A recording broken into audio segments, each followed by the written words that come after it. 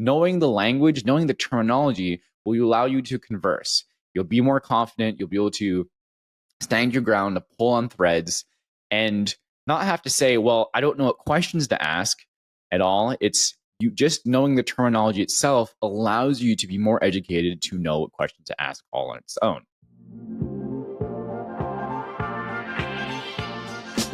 Welcome to the Path to Passive podcast, where we talk about building wealth and empowering lifestyle through commercial real estate investing for tech professionals. I always wish that other tech professionals reaching financial freedom had documented their journey along the way, so I'm doing it for the rest of us. Join us as we explore stories, many failures, and lessons learned along the way. I hope you enjoy and subscribe. What makes the best investors? What arguably can help make the best people in tech? Whatever the industry it is, it usually comes down to the fundamentals.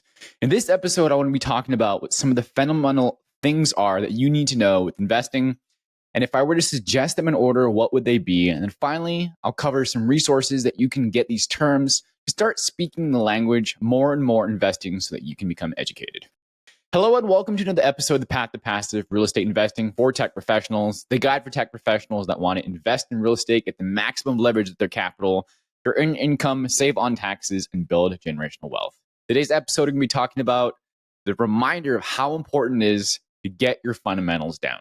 So whether you call them the ABCs, laying the groundwork, the nuts and bolts, building blocks, or simply in the meat and potatoes, we're talking about the fundamental terminology for real estate investing. Things like, should you be active or passive? Looking at partnerships and really understanding deal structure. Looking at real estate and operating terms, looking at income, occupancy, and vacancy, debt service, return metrics, and other general terms for understanding the market. And to be honest, I didn't have all of these when I first started either. And honestly, I wish I did. I wish I had this podcast and I listened to something like this when I first started. Maybe I was too busy. Maybe there were other things. I didn't think of it, which is very likely. Maybe I didn't ask the right people either. But the thing is, to get to these terms and understand these fundamentals, I went straight to books and events. I knew that I had to do as much work on my own side, learning as possible before I went out and went to events and anything like that. So I could do what I did. Well, I could do as much as I could while I waited for events or to the next meetup or whatever it is. And while I went to local events, I could see what was really getting put into practice, hear language being used between investors, how ideas were being traded, and sort through what was really needed to learn more and more. This is what I did. And I remember buying 5 to 6 books on the fundamentals for commercial real estate and apartment investing, getting to the 3 or 4 books in Audible so I can listen to those while I was on the go. And I'll be recommending some of these books later on, so stay tuned for that when we get to that part. And really, it took some time to get to know all the different categories these terms fit in, the language, where they fit in the overall process, et cetera, et cetera. And I know that with so much going on all the time, learning, investing, staying on top of the latest tech. I mean, everything is machine learning and artificial intelligence, machine learning, MLAI, all the time, Gen AI, Chat GPT, whatever it is right now, there's a lot that we need to pay attention to as tech professionals that keep up to date. And so getting the resources of what you need to know and pay attention to is a lot of really how to win. So the importance of knowing the fundamentals is pretty straightforward. There's several key reasons why knowing the fundamentals is absolutely important, which is provides a strong foundation.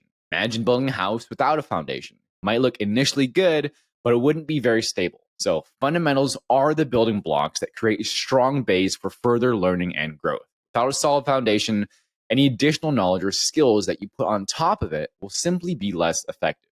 Second, enables deeper understanding. Just like knowing the alphabet allows you to build words and sentences, understanding the fundamentals allows you to grasp more complex concepts.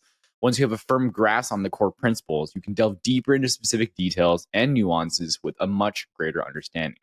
We're talking about improving problem-solving skills. Fundamentals equip you with the tools to analyze situations and make informed decisions.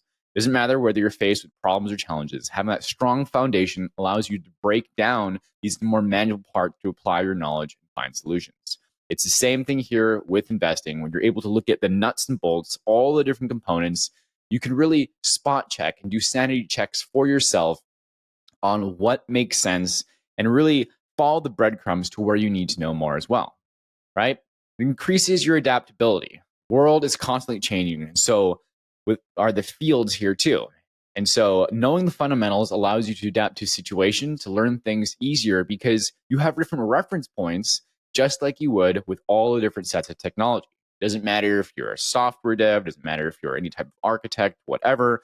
We all know different domains, such as networking, databases, compute, etc. These are all core areas of technology that we have some type of reference point to, even though we may not have a depth of understanding, we know where it fits, and we have that ability of going into situations, being able to categorize things well, and that makes us more adaptable.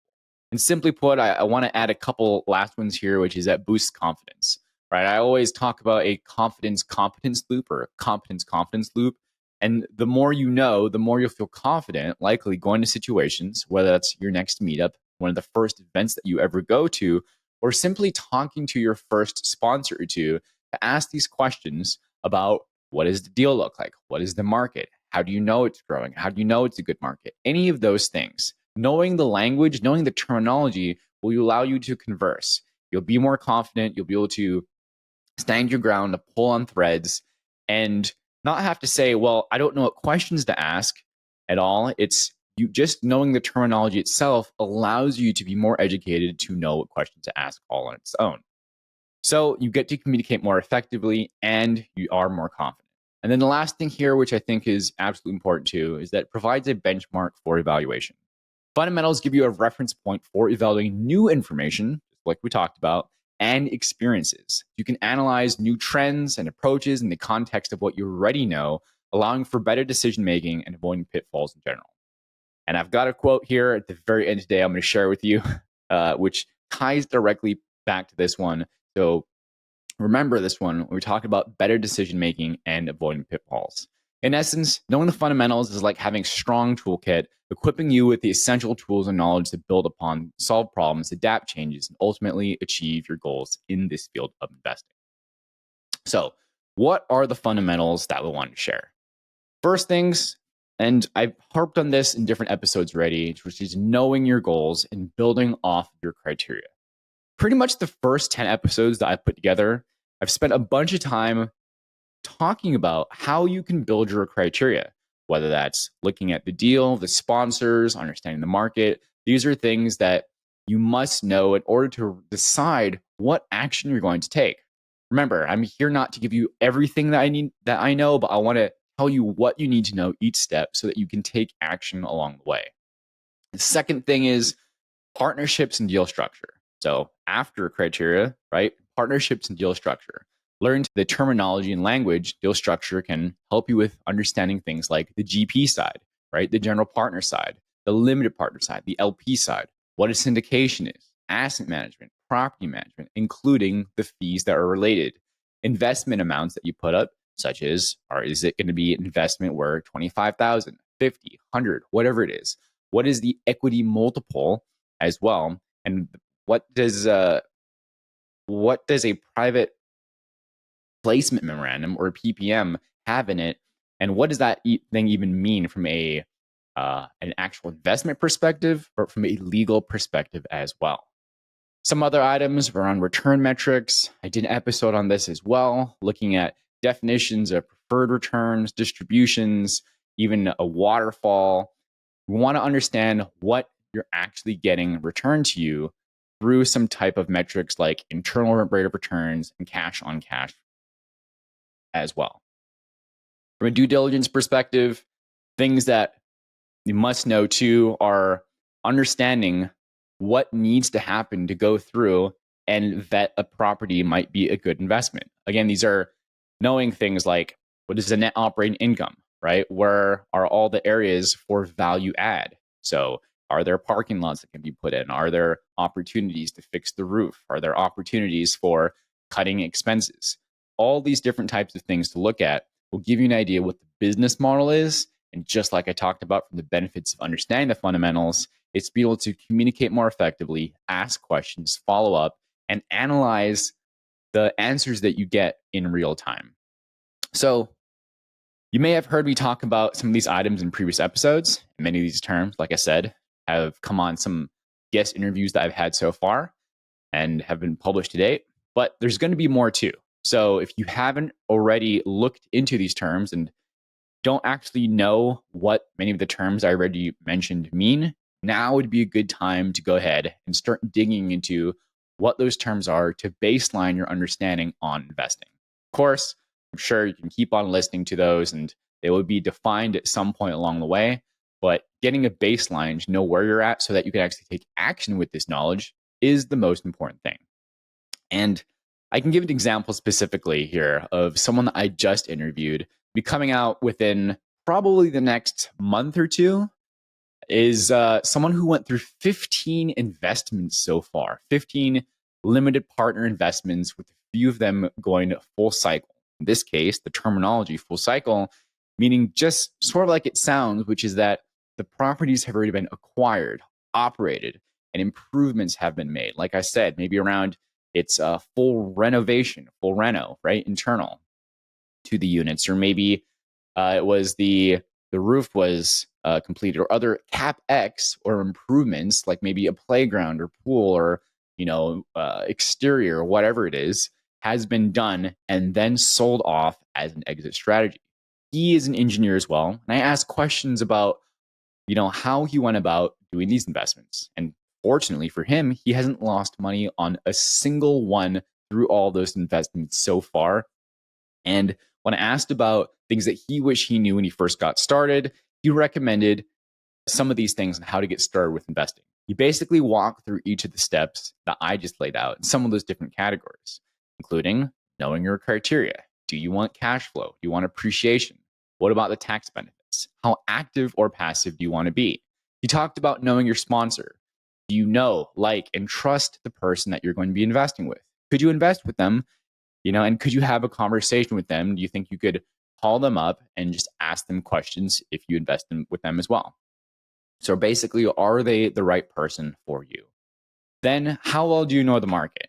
Do you know about the job?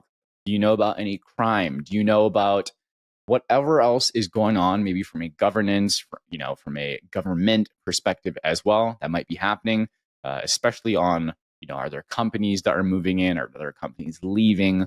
All those types of factors that will make a good market that you might want to invest in. Also, just looking at the deal in general, also making sure that you understand the asset class, which is what is the model of how this asset is acquired, operated, and sold for profits, and other details along the way, right? The point is, every step along the way, there is terminology and language that you need to know. And so the last thing here is, where can you get this information? Just talked about some of the different categories of terminology and just talked through a real quick example from someone that I just interviewed on how he goes about looking through his criteria or his decision-making process for his investments. And so you can definitely do like I did when I first started, buying the books, courses, going to events, spending a lot of time and a lot of money, certainly, to get an understanding of the terms and definitions there too, as you go through and start talking to more and more people and just get exposed through these events.